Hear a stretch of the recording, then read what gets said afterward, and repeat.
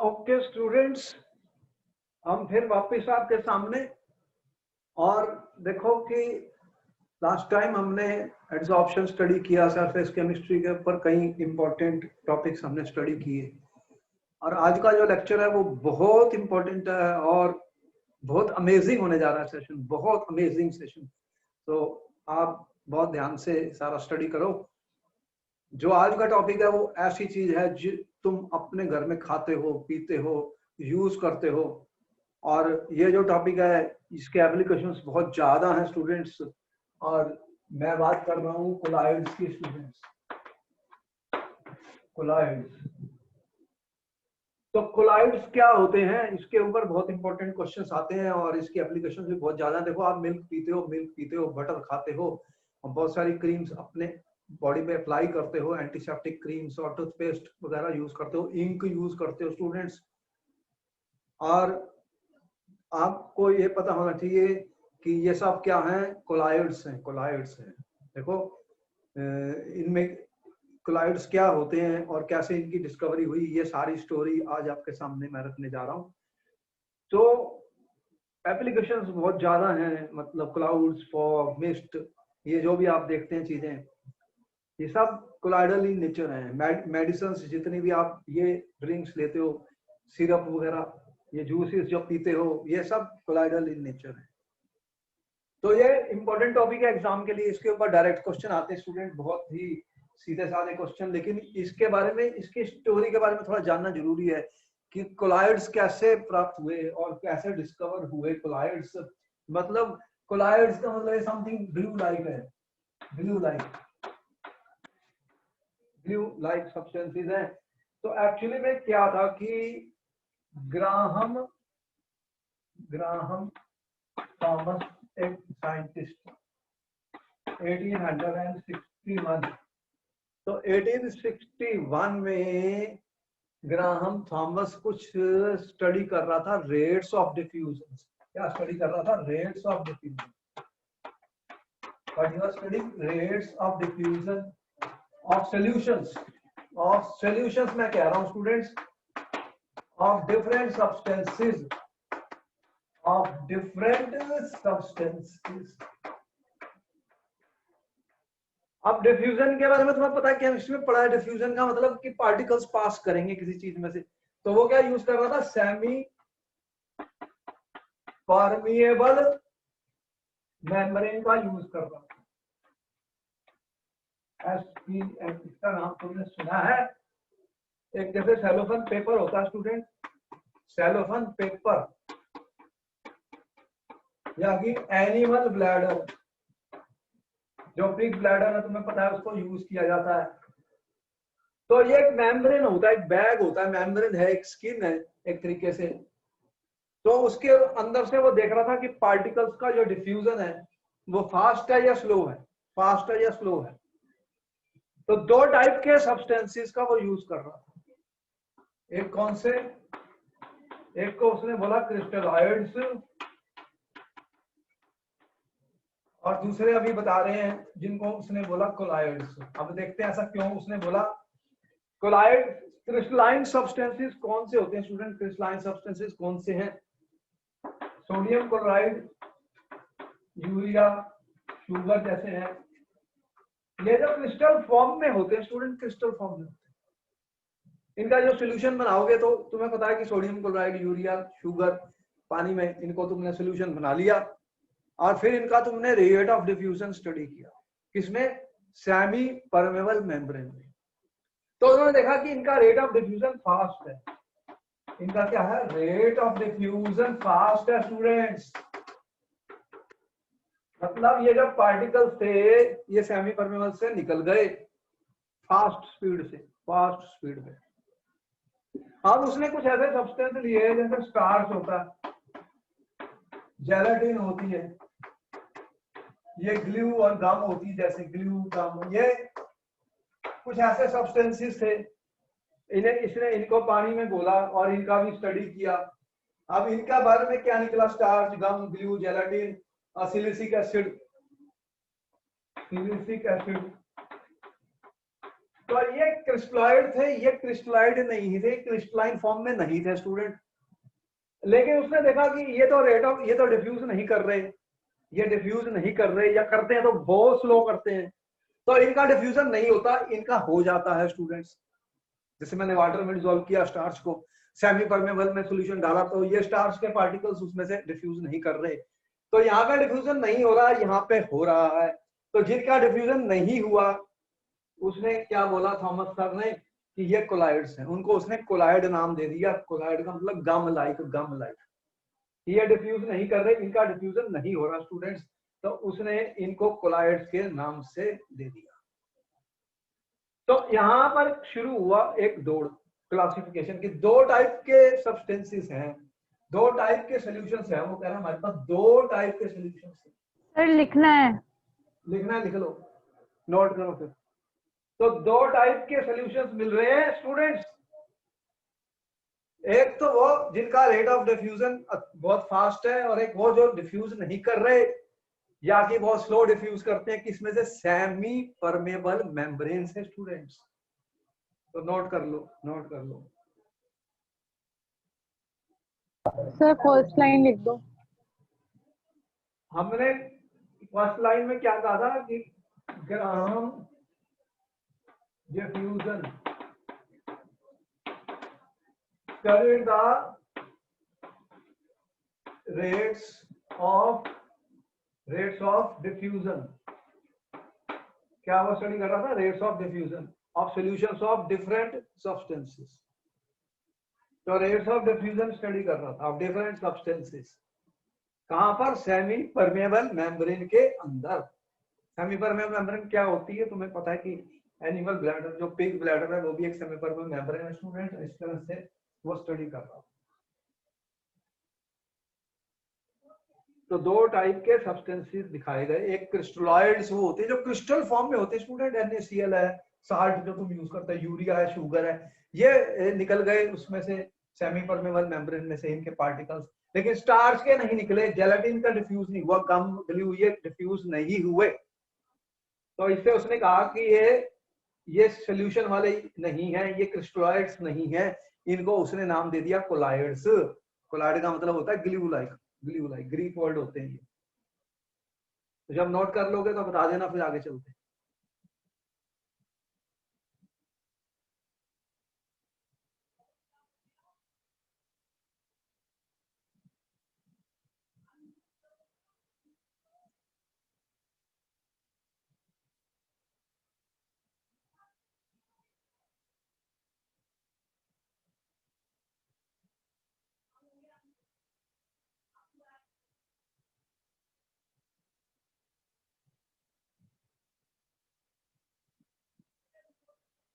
Sir हो गया।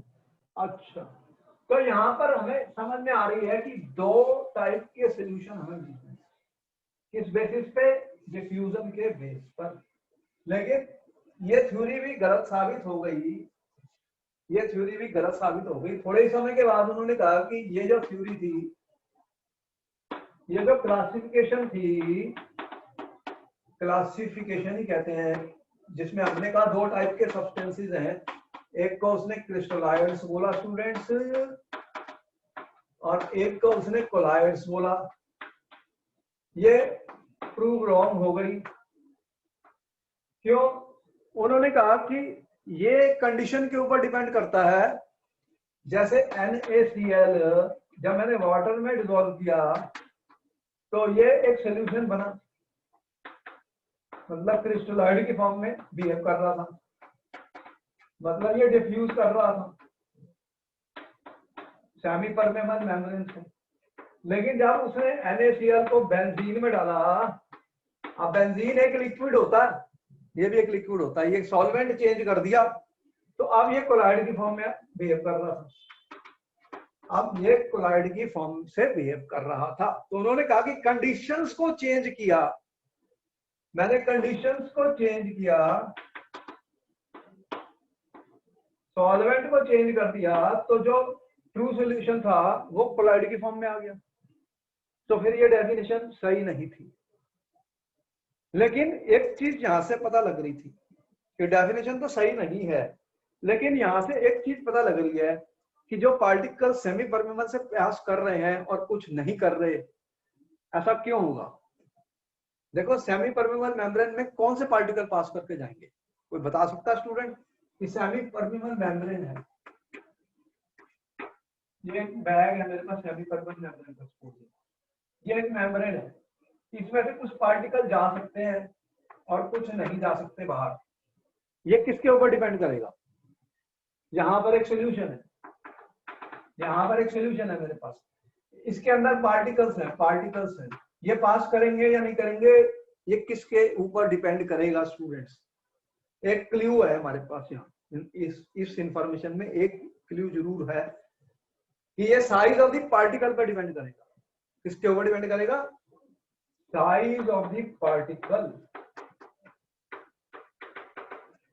देखो जो साइज छोटा होगा पार्टिकल का स्टूडेंट, वो इसमें से निकल जाएगा, और साइज ऑफ द पार्टिकल बड़ा हो गया तो वो इसमें से नहीं निकल सकता। बोलो सही है या गलत है? क्योंकि सेमी परमेबल मेम्ब्रेन का मतलब यह उसमें छोटे छोटे पोर्स होते हैं, बहुत छोटे साइज के, माइक्रोमीटर्स के।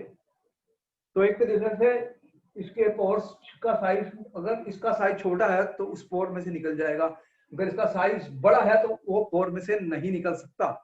तो यहाँ पर उसे समझ आ रही थी कि डेफिनेशन को चेंज करना चाहिए, कोलाइडल पार्टिकल्स की डेफिनेशन को चेंज करना चाहिए। समझ में आई? कोई डाउट है कि साइज ऑफ द पार्टिकल अगर बड़ा हो गया तो वो नहीं निकल सकता? इसको मिटा दूं कि अभी नोट करना है? जो कुछ नोट करना कर लो, फिर आगे चलता हूं।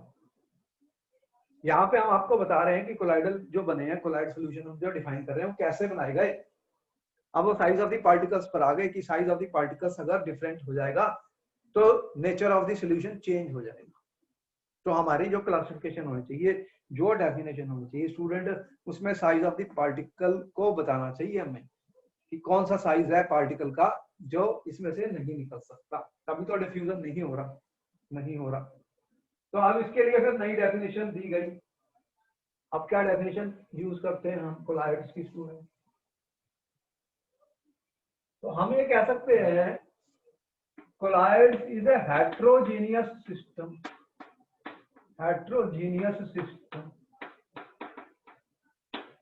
which is made up of two things, which is made up of dispersion phase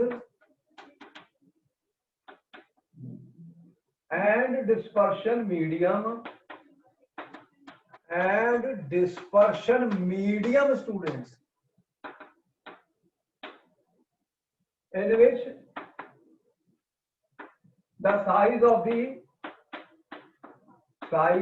dispersed particles is between 1 to 1000 nanometre. अब ये डेफिनेशन हमने बनाई है, देखो इस बेसिस पर। पहले इसको लिख लो, फिर हम इसको समझ लेते हैं इसका क्या मीनिंग है। हमें रट्टेबाजी नहीं करनी, समझना है, रट्टेबाजी नहीं करनी, समझना है स्टूडेंट्स।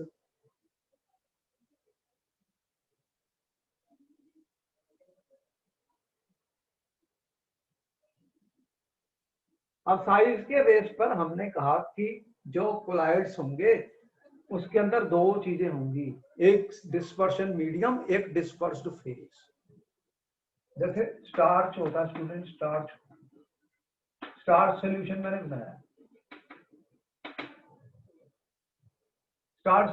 बनाया, ये गम है, ये ग्लू है, आपने गोंद यूज की है, ग्लू यूज की है। तो इसमें क्या किया मैंने, स्टार्च को पानी में डिसॉल्व कर दिया, एक सॉल्यूशन सा बन गया। अब ये जो सॉल्यूशन बना है, जो स्टार्च के पार्टिकल्स हैं स्टूडेंट, जो स्टार्च के पार्टिकल्स हैं स्टूडेंट, उनका साइज कितना होगा, 1 to 1000 नैनोमीटर। और ये मेरा बना डिस्पर्स्ड फेज स्टूडेंट्स, मतलब ये डिस्पर्स्ड फेज है। और मीडियम मान लो मैंने वाटर में डिसॉल्व किया था, इसमें डिसॉल्व किया था स्टूडेंट्स वाटर में, तो वाटर मेरा क्या बना, डिस्पर्शन मीडियम। तो अब तुम्हारी डेफिनेशन में कोलाइड के लिए हमेशा दो चीजें होंगी, एक डिस्पर्स्ड फेज और एक डिस्पर्शन मीडियम। मीडियम वो जिसके अंदर पार्टिकल्स को डाला गया है, डिस्पर्स कर दिया मैंने पार्टिकल्स को, उसमें मिला दिया है, और इनके जो साइज होंगे पार्टिकल्स के वो 1 to 1000 नैनोमीटर होंगे। तो ये सारे एग्जांपल जो हमने दिए स्टूडेंट्स। अब ये देखो मेटल्स के भी सॉल बनते हैं, गोल्ड के बनते हैं, अभी बताएंगे, मिल्क भी सॉल है, क्लाउड भी सॉल है, ये सब सॉल्स हैं। और किस टाइप के कोलाइड्स हैं उनकी क्लासिफिकेशन हम देखेंगे। पहले इसको नोट कर लो, ये डेफिनेशन को नोट कर लो।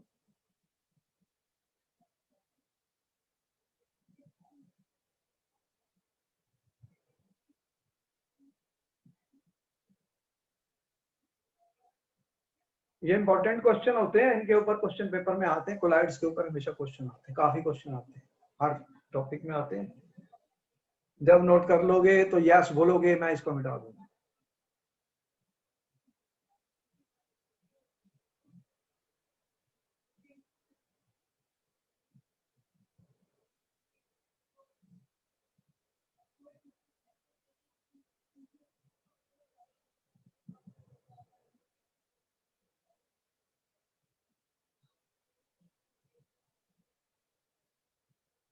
Can I rub this, students?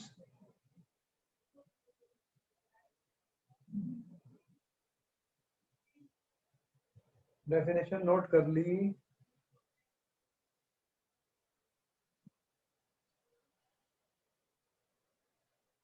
बोलो रब कर दूं? Yes sir. अच्छा, ओके, यहां तक समझ में आया? किसी को कोई डाउट है? हमने कोलाइड्स के बारे में बताया तुम्हें कि कैसे ये बने और इनकी डेफिनेशन क्या होती है। तो ऑलरेडी देखो तुम पढ़ चुके हो, अभी तक तुमने 9th 10th में पढ़े थे, 11th में पढ़े थे कि क्या क्या हमने बताए थे, ट्रू सॉल्यूशंस तुमने पढ़े, और तुमने सस्पेंशन पढ़ी थी। बोलो कोई डाउट है? ये पढ़ा था दोनों, ट्रू सॉल्यूशन और सस्पेंशन पढ़े थे तुमने 9th 10th में पहले या नहीं, बताओ। और अब तुम कह रहे हो कोलाइड्स भी होते हैं।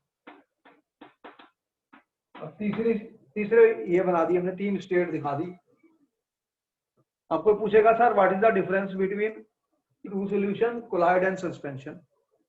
अब ये क्वेश्चन पूछ दिया व्हाट इज द डिफरेंस, इनमें क्या डिफरेंस है जो हमने लिखा है तीनों में। ट्रू सॉल्यूशन में क्या स्टेट है, जो इनकी फिजिकल स्टेट है, पार्टिकल का साइज कितना है स्टूडेंट्स। यहाँ पर देखो, अगर मैं ये लिखूं पार्टिकल साइज, तो यहाँ पर लेस देन 1 नैनोमीटर होता है, यहाँ 1 to 1000 नैनोमीटर होता है स्टूडेंट, और इसका ग्रेटर देन 1000 नैनोमीटर होता है।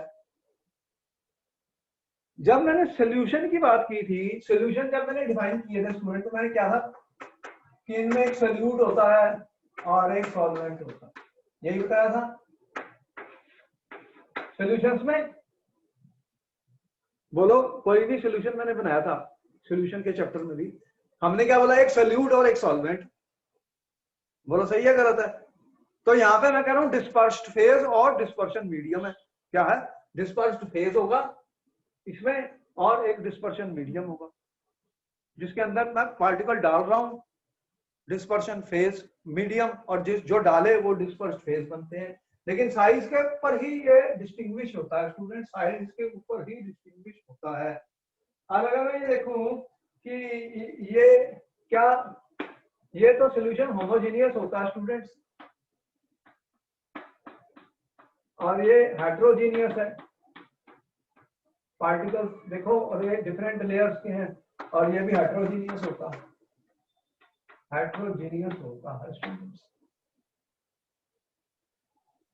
और अब इसके बारे में और क्या जानते हैं? अगर फिल्टर पेपर लगा दूं, फिल्टर पेपर लगा दूं तो ये तो पास कर देंगे फिल्टर पेपर में से, they will pass through filter paper. Filter paper से ये पास कर देंगे, ऑर्डिनरी फिल्टर पेपर से भी, और सेमी परमेबल मेम्ब्रेन से भी पास कर देंगे, पास कर देंगे। ये इनका क्या होगा, ये डू नॉट पास। ये फिल्टर पेपर से तो पास कर देंगे, फिल्टर पेपर से तो ये पास कर देंगे स्टूडेंट, क्योंकि फिल्टर पेपर का साइज जो पोर्स होते हैं बड़े होते हैं, लेकिन सेमी परमेबल मेम्ब्रेन में ये do not diffuse, do not diffuse. Semi permeable membrane के पोर्स का साइज छोटा होता है। ऑर्डिनरी फिल्टर पेपर जो केमिस्ट्री लैब में यूज करते हो, ऑर्डिनरी फिल्टर पेपर क्या है इसको, ऑर्डिनरी स्टूडेंट्स, इसका साइज बड़ा होता है, इसमें से निकल जाएंगे। अब ये तो फिल्टर पेपर के ऊपर बैठ जाते हैं सस्पेंशन वाले, तो they can not be filtered, ये पास नहीं करते फिल्टर पेपर से, they do not pass through filter paper. इतना हमें पता, ये फिल्टर पेपर से पास नहीं करते स्टूडेंट्स, इसके बारे में पता लग गया। और क्या देखते हो, ये क्या पार्टिकल बैठ जाते हैं, सेटल हो जाते हैं, सेटल हो जाते हैं, ये तो सेटल नहीं होते स्टूडेंट्स, ये सेटल नहीं होते, ये भी नहीं होते, लेकिन ये तो सेटल हो जाते हैं, बैठ जाते हैं, नीचे नीचे बैठ जाते हैं, सस्पेंशन वाले चॉक पाउडर वगैरह बैठ जाते हैं, पता है। तो ये सोडियम क्लोराइड पानी में डिसॉल्व कर दिया, तो सोडियम क्लोराइड नीचे थोड़ी बैठेगा, पानी के तो डिसॉल्व हो गया, लेकिन कोलाइडल पार्टिकल्स भी जो है वो घुले रहते हैं, उसमें स्टार्च सोल्यूशन है। लेकिन जो सस्पेंशन होती है, जैसे mud in water, chalk powder in water, ये तो नीचे बैठ जाते हैं, बड़े बड़े साइज के पार्टिकल्स होते हैं। और एक इफेक्ट हम देखते हैं, टिंडल इफेक्ट होता है। क्या होता है? Tyndall effect. ये क्या होता है स्टूडेंट, कोई बता सकता है तुम्हारे में से, what is Tyndall effect? 10th में पढ़ा था, 10th में पढ़ा था तुमने, या कि 9th में अगर तुमने पढ़े हैं ट्रू सॉल्यूशन, कोलाइड और सस्पेंशन का डिफरेंस पढ़ा था स्टूडेंट। तो ये क्या होता है टिंडल इफेक्ट, कोई बता सकता है स्टूडेंट मेरे को? बोलो किसको पता है? What is Tyndall effect?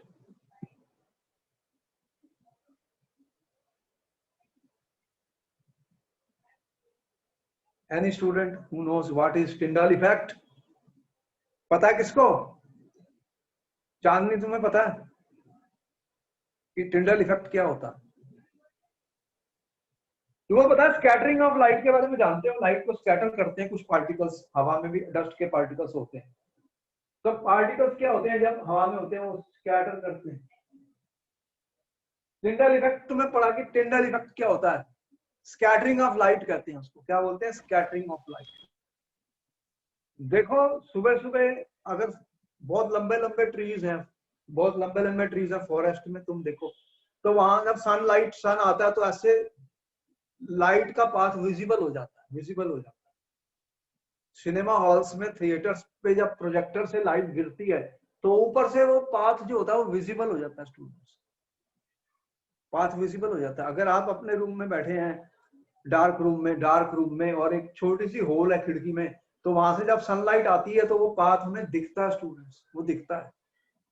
इसे क्या कहते हैं? Scattering of light. मतलब जो पार्टिकल्स हवा में होते हैं डस्ट के, वो लाइट को स्कैटर कर देते हैं, उनका साइज बहुत छोटा होता है, तो टिंडल इफेक्ट होता है। तो टिंडल इफेक्ट होता है स्कैटरिंग ऑफ लाइट। यहाँ पे तो वो ऑब्जर्व नहीं होता, they do not show Tyndall effect. इसके बारे में हम और भी बताएंगे तुम्हें हमारे कोर्स में, इसके में क्वेश्चन आते हैं पेपर में, इस पे क्वेश्चन आते हैं स्टूडेंट। तुम्हारी स्काई ब्लू क्यों दिखती है? Due to scattering of light. जो लाइट सन से आती है वो स्कैटर हो जाती है। कौन स्कैटर करते हैं? जो पार्टिकल्स हैं हवा में, छोटे छोटे साइज के, गैस के पार्टिकल्स भी हैं, डस्ट के पार्टिकल्स भी हैं, तो उसके कारण हमें स्काई ब्लू दिखती है। स्काई का कोई कलर थोड़ी है, क्या है वो? तो कुछ भी नहीं है। तो उसके ऊपर जब हमें तो दिखता कि कोई ब्लू ब्लू चीज है ऊपर, तो वो लाइट की स्कैटरिंग के कारण होता है स्टूडेंट्स। और यहाँ पर ये शो करते हैं टिंडल इफेक्ट। मतलब ये लाइट को स्कैटर करते हैं और ये भी शो करते हैं स्टूडेंट्स मतलब लाइट को स्कैटर कर देते हैं, path of the light becomes visible. तो ये कुछ डिफरेंसेस मैंने लिखे हैं स्टूडेंट्स। अगर क्वेश्चन आता है what is the difference between true solution, colloids and suspension, तो हमने कुछ पॉइंट्स बताए हैं जो इंपॉर्टेंट हैं। इनके बारे में और भी स्टडी करेंगे लेटर ऑन, बाद में इनके बारे में और स्टडी होने जा रही है, वो हम देखेंगे। इनके बारे में और भी स्टडी करेंगे, इनको नोट कर लो, इनको नोट कर लो students.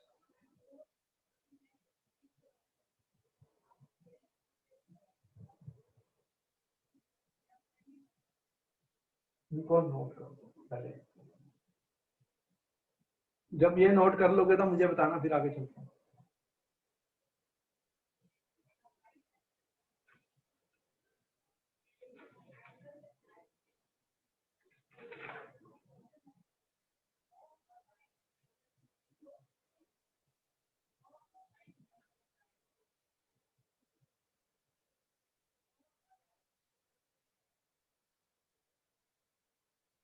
Note down students, after you note down let me know, then I will rub this.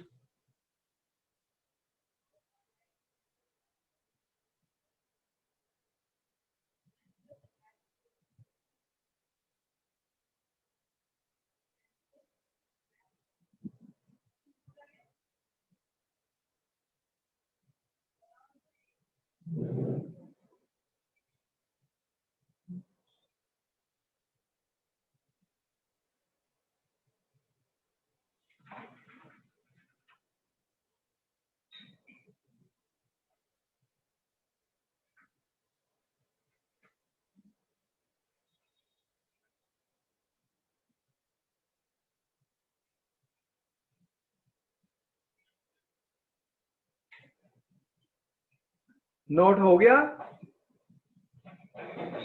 अगर नोट हो गया तो बता देना, फिर मैं इसको रब कर दूंगा।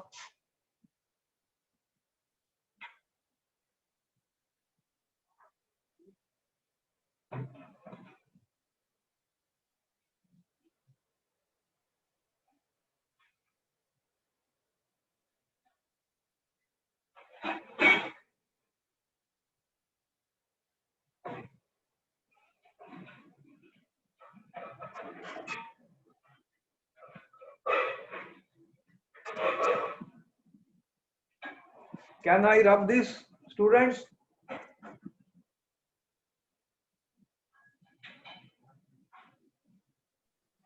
Yes, sir. Okay. So here I have told you what is the difference between true solution, colloid and suspension. तो तीन टाइप के सॉल्यूशंस हम डिस्कस करते हैं, मतलब ट्रू सॉल्यूशन और सस्पेंशन तो हमने बहुत पहले पढ़ लिए थे, अब हमने कोलाइड्स के बारे में बता दिया। और ये मिल्क तुम्हारा कोलाइड्स है, जैसे मैंने कहा एग्जांपल्स कोलाइड्स के सारे चारों तरफ हैं स्टूडेंट्स। ये एग्जांपल्स तुम पूछोगे, एग्जांपल्स ऑफ कोलाइड्स स्टूडेंट्स। तो हमने क्या कहा कि ये लो मिल्क जो है, बटर जो है, ये जो पेंट जो है, ये जो इंक को यूज कर रहे हो स्टूडेंट्स, ये जो क्लाउड्स हैं, ये जो स्मोक है, ये जो फॉग है, ये स्मोक फॉग, तो ये सब चीजें क्या हैं, ये सब कोलाइडल इन नेचर होती हैं स्टूडेंट्स। इनके यूजेस भी बहुत सारे हैं। ये टूथपेस्ट तुम यूज करते हो,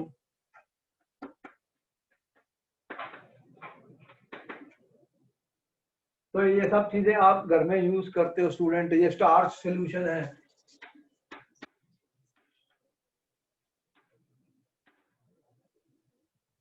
तो जेलेटिन वगैरह जो भी आप यूज करते हो, ये ग्लू है, गम है, आप सब यूज करते हो। सारी चीजें ये सब कोलाइडल इन नेचर हैं। अभी हम देखने जा रहे हैं टाइप्स ऑफ द कोलाइड्स। मैंने सिर्फ कुछ एग्जांपल लिखे जो हम एवरीडे लाइफ में यूज करते हैं स्टूडेंट्स। गम, जेलेटिन, एल्बुमिन,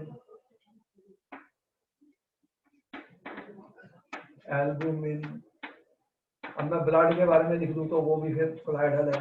ये सारी चीजें हैं स्टूडेंट्स जो डिफरेंट टाइप ऑफ कोलाइड्स हैं।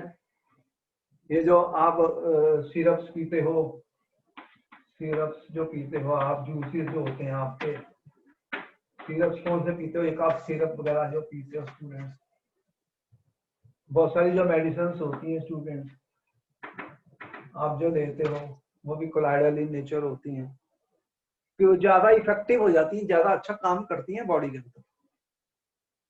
आंखों में जो दवाई डालते हो आईज के लिए, वो सिल्वर का एक कोलाइडल होता है, एर्गाई रोल। तो ये हमने कुछ एग्जांपल लिखे आपके सामने।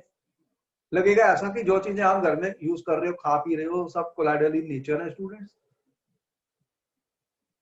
अब देखते हैं कि कितने टाइप्स के कोलाइड्स होते हैं, उनको कैसे क्लासिफाई करेंगे स्टूडेंट्स। पहले यहाँ नोट कर लो, ये भी नोट कर लो, जल्दी नहीं है, जल्दी नहीं है, धीरे धीरे नोट कर लो स्टूडेंट्स। तो बहुत सारे एग्जांपल्स आपके सामने लिखे गए हैं जो कोलाइड्स के होते हैं। हम आगे अभी चलने वाले हैं, पहले इसको नोट कर लो स्टूडेंट्स।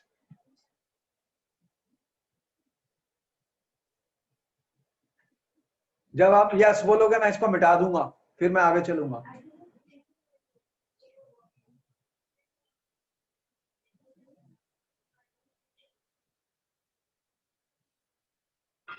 सर हो गया। अच्छा, वेरी गुड।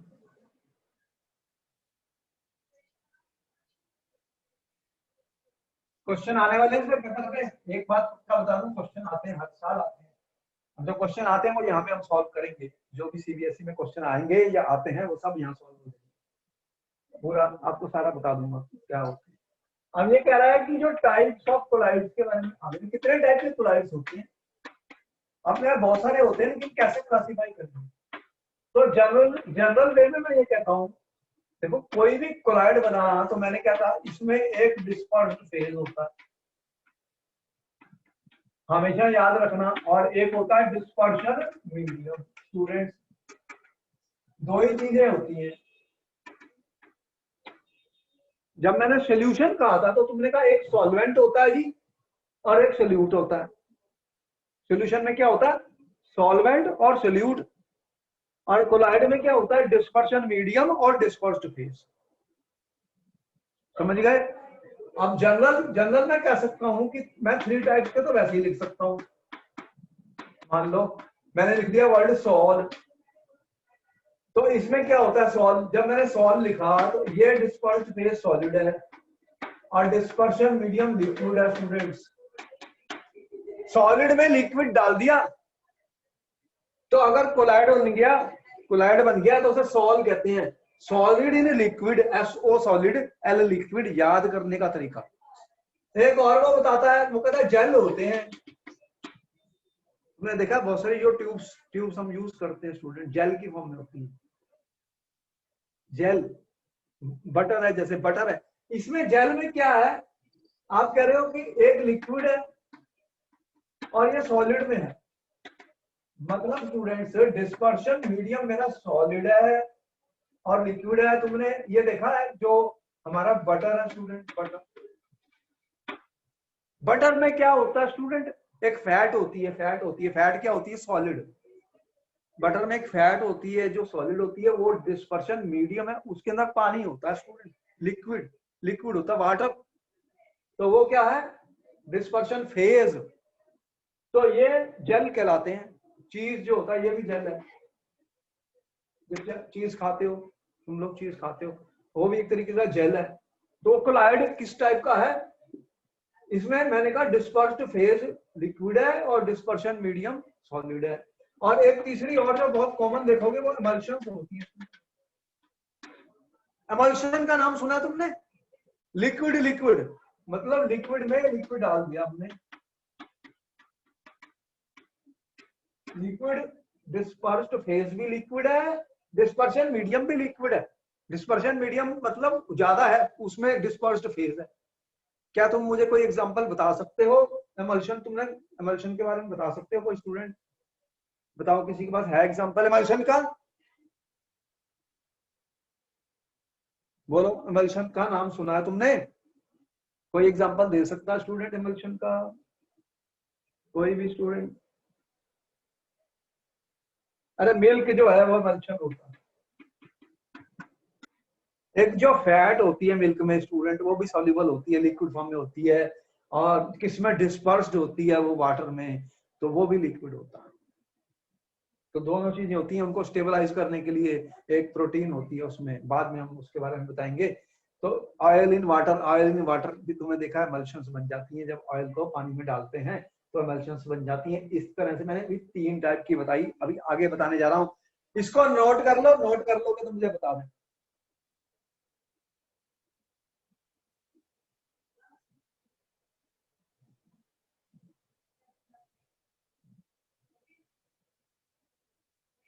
मैंने अभी 3 बताया, सॉल बताया, जेल बताया, एमल्शन। अभी और बताने जा रहा हूँ, इसको नोट कर लो।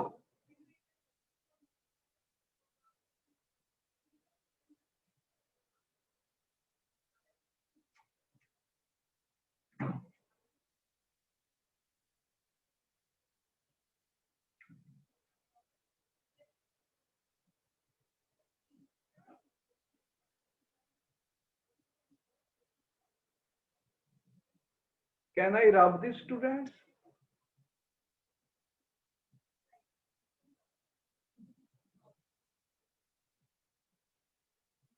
Can I rub it?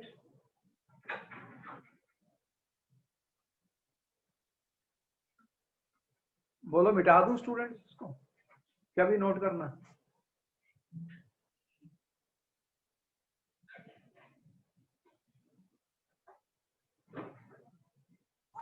Sir हो गया। हाँ हो गया, ओके गुड। अच्छा लो, इसके आगे चलते हैं फिर।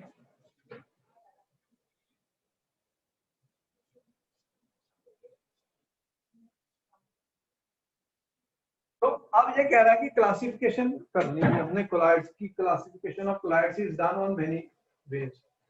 तो classification of colloids on the basis of physical state, इसका physical state of dispersed phase and dispersion medium students। इसको भी नोट करो कि 2 ही चीजों से कोलाइड बनता है, एक डिस्पर्स्ड फेज होता है स्टूडेंट, एक डिस्पर्शन मीडियम होता है। कोई भी चीज मैं लिखूंगा, मैं कहूंगा डिस्पर्स्ड फेज, और मैं लिखूंगा स्टूडेंट्स डिस्पर्शन मीडियम,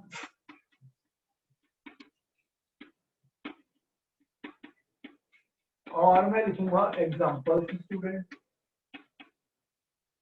इस तरह से मैं कोलाइड बनाऊंगा कि डिस्पर्स्ड फेज होगा, डिस्पर्शन मीडियम होगा और एग्जांपल होगा। अगर डिस्पर्स्ड फेज सॉलिड है तो ये क्या हो सकता है, सॉलिड हो सकता है स्टूडेंट। और डिस्पर्स्ड फेज सॉलिड है तो डिस्पर्शन मीडियम लिक्विड हो सकता है स्टूडेंट्स, लिक्विड हो सकता है। और अगर ये सॉलिड है तो ये गैस भी हो सकता है स्टूडेंट। आप देख रहे हो 3 पॉसिबिलिटीज तो यही है, सॉलिड को सॉलिड में डाला, सॉलिड को लिक्विड में डाला, सॉलिड को गैस में डाला स्टूडेंट्स। तो देखो यहाँ पे अभी बताने जा रहा हूँ क्या क्या होते हैं, कलर्ड ग्लासेस होते हैं।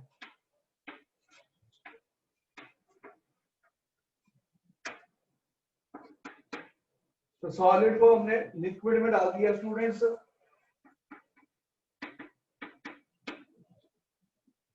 सॉलिड को लिक्विड में डाल दिया,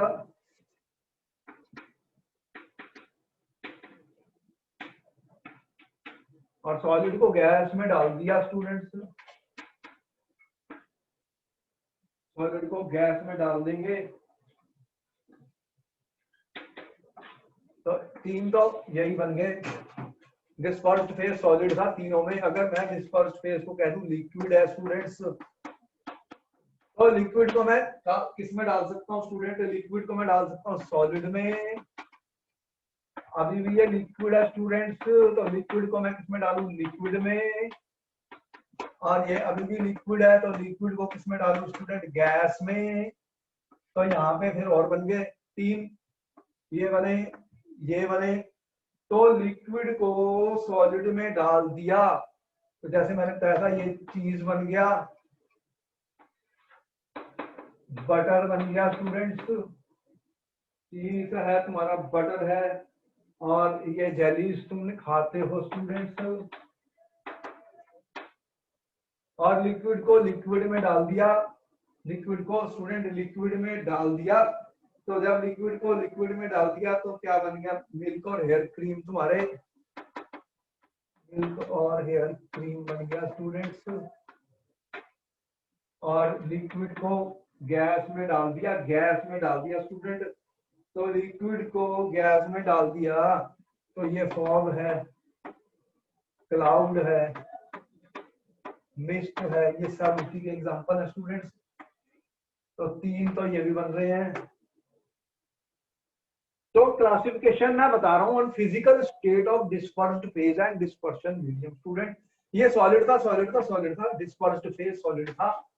अब डिस्पर्स फेज मेरी गैस भी तो हो सकती है स्टूडेंट, तो गैस को किसमें डाल दूं? सॉलिड में। और गैस को मैं किसमें डाल दूं? लिक्विड में। तो अगर गैस को सॉलिड में डाल दूंगा तो ऐसे भी एग्जांपल है स्टूडेंट, जब गैस सॉलिड में जाती है तो यहाँ पर फोम, फोम वाला रबड़ तुमने देखा, फोम रबड़। और एक स्टोन होता है, उसे बोलते हैं प्यूमाइस स्टोन। अभी बताने जा रहा हूँ इसके बारे में, अभी डिस्कस करने जा रहा हूँ। तो गैस को लिक्विड में डाल देते हैं स्टूडेंट, गैस को लिक्विड में, तो फ्रॉथ बन जाती है वो। सोप लेदर तुमने देखा, सोप लेदर देखा। तो यहाँ पर मैं तुम्हें, यहाँ पे 3 बने और 2 बने। पहले इनको नोट कर लो, फिर इनके बारे में आगे बताते हैं। पहले यहाँ पे नोट कर लो, इंट्रा नोट कर लो स्टूडेंट, उसके बाद बताता हूँ। और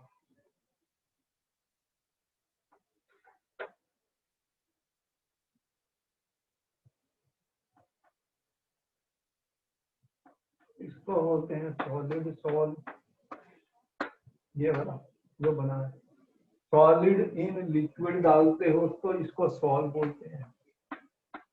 इसको क्या बोलते हैं? Sol students. और सॉलिड इन गैस जो होती है, सॉलिड इन गैस होती है, ये एरोसॉल होती है। एरोसॉल बन गया, एरोसॉल बन गया। लिक्विड मैंने सॉलिड में डाला स्टूडेंट, लिक्विड सॉलिड में डाला तो इसको मैंने जेल बोला, ये जेल बना। लिक्विड को लिक्विड मैंने डाला, इसको मैंने एमल्शन बोला, एमल्शन बोला स्टूडेंट्स। और लिक्विड को गैस में डाला तो फिर ये एरोसॉल है स्टूडेंट्स, एरोसॉल बना। गैस को सॉलिड में डाला, गैस को सॉलिड में, फोम बन गई, ये सॉलिड फोम बन गई, सॉलिड फोम, FOM, ये सॉलिड फोम बनी है। फोम, फोम तुम्हें पता है। और ये गैस को लिक्विड में डाला, ये भी है फोम, लिक्विड फोम। तो इस तरह से हमने आपको क्लासिफिकेशन बताई है कोलाइड्स की स्टूडेंट। इसको नोट कर लो, फिर इसके आगे मैं चलता हूं, पहले नोट कर लो।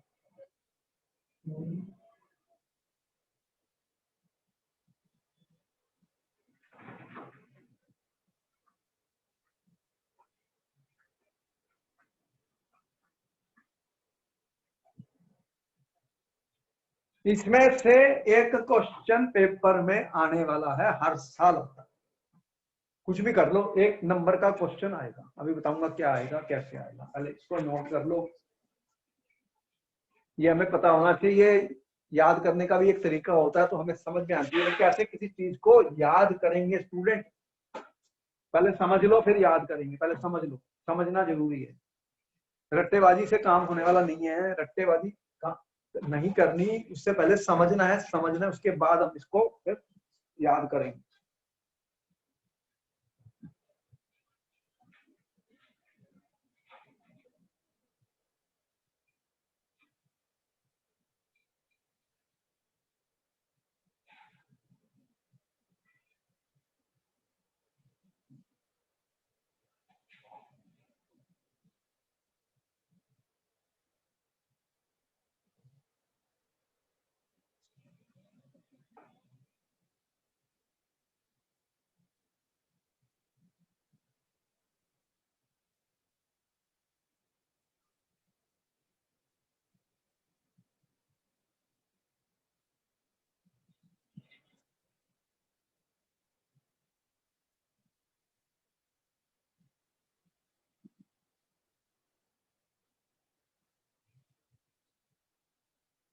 अब देखो देखो मैं तुम्हें समझा रहा हूं, दोबारा देख लो। मैंने कहा कि क्लासिफिकेशन ऑफ कोलाइड जो है डिस्पर्स्ड फेज और डिस्पर्शन मीडियम के फिजिकल स्टेट के बेस पे की जा रही है। फिजिकल स्टेट कितनी होती है? 3, सॉलिड, लिक्विड और गैस। मतलब डिस्पर्स्ड फेज में 3 पॉसिबिलिटीज हैं और डिस्पर्शन मीडियम में भी 3 पॉसिबिलिटीज हैं। लेकिन गैस गैस का मैंने नहीं बताया। कोई बता सकता है गैस गैस का मैंने क्यों नहीं बताया कोलाइड? बताओ कोई। गैस गैस का मैंने नहीं लिखा। गैस क्या करती हैं? आपस में इंटरमिक्स कर जाती हैं कंप्लीटली। 2 गैसेस लोगे तो वो मिक्स हो जाएंगी, एकदम इंटरमिक्स कर जाएंगी। उनके अंदर कोई डिस्पर्स्ड फेज और डिस्पर्शन मीडियम कैसे आइडेंटिफाई करोगे? गैस का कोई नहीं मैंने बताया। गैस तो एक मिक्सचर है। मिक्सचर एयर क्या है? Air is a mixture of gases. तो एक होमोजेनियस मिक्सचर बन जाता है, वो आपस में मिक्स हो जाती है, मिक्स हो जाती है कंप्लीटली।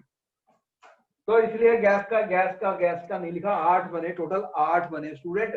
पहले केस में मैंने सॉलिड को सॉलिड में डाल दिया। देखो तुमने जेमस्टोन देखे? जेमस्टोन, रूबी देखा? बहुत कलर्ड स्टोन्स होते हैं जो ये अंगूठियों में एस्ट्रोलॉजर्स जो होते हैं वो डालते हैं, बहुत ही सुंदर कलर्स के होते हैं।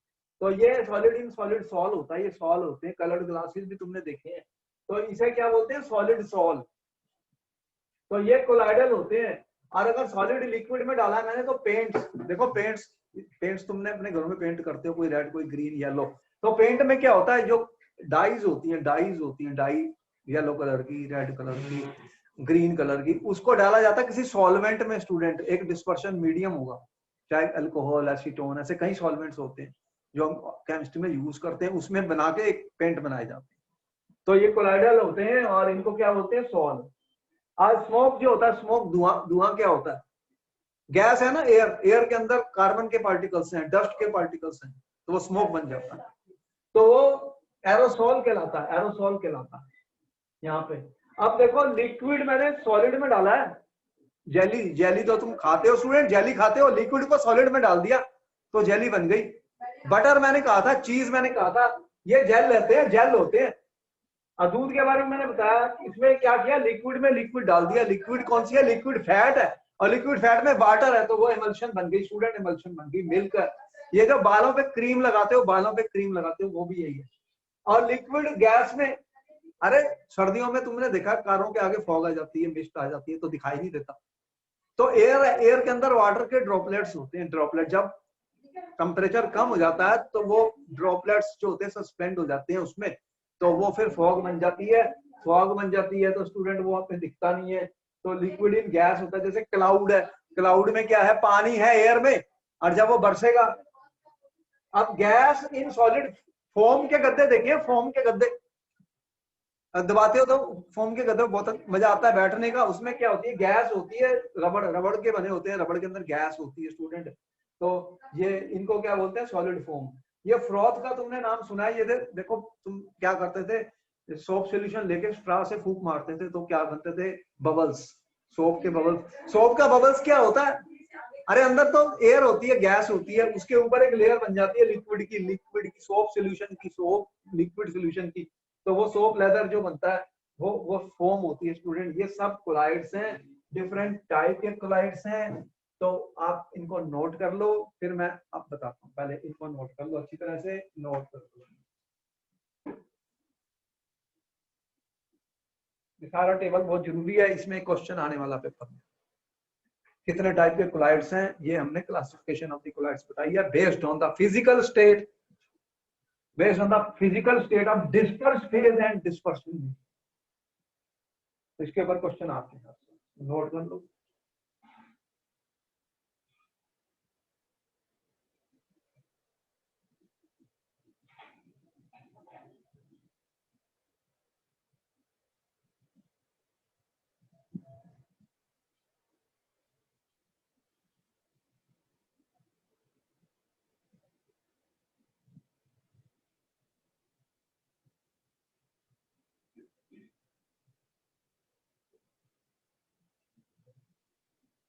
नोट कर लिया सबने?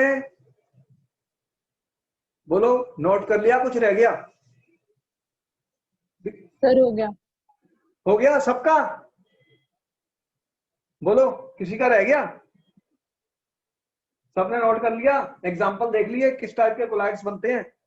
डिस्पर्शन फेज और डिस्पर्शन मीडियम पे ही क्वेश्चन पूछा जाता है। वो पूछेगा milk, milk is what type of colloid, तो मिल्क एक एमल्शन है। क्या लिखा है? एमल्शन है। इसमें क्या है? इसमें लिक्विड है डिस्पर्स्ड फेज, और डिस्पर्शन मीडियम भी लिक्विड है, ये लिखना है पेपर में। तो पूछेगा what is the dispersion medium, बताना पड़ेगा सॉलिड है या लिक्विड है। डिस्पर्स फेज के बारे में बताना पड़ेगा सॉलिड या लिक्विड है। तो ये मेरा ये लेक्चर यहाँ खत्म हुआ। नेक्स्ट लेक्चर में हम और भी पढ़ेंगे कोलाइड्स के बारे में, और इनके बारे में देखेंगे और कितने टाइप के कोलाइड्स होते हैं, कैसे इनको हम क्लासिफाई कर सकते हैं। तो यहाँ पर हमारी क्लासिफिकेशन जो हुई है वो based on physical state of dispersion medium and disperse phase पे हुई है, और हमने 8 टाइप के कोलाइड्स बताए। इतने सारे कोलाइड्स हैं जो आप डेली यूज करते हो अपने घर के अंदर। तो most of the substances are colloidal in nature students, इसीलिए ये टॉपिक को पढ़ा जा रहा है। और एग्जाम के लिए बड़े स्कोरिंग है, क्योंकि डायरेक्ट क्वेश्चन आते हैं, सीधा लिखो और आंसर के पूरे नंबर दो। तो इसलिए इसको बहुत ध्यान से पढ़ लो, अच्छे नंबर मिलेंगे। And I will meet you in my next class. Okay.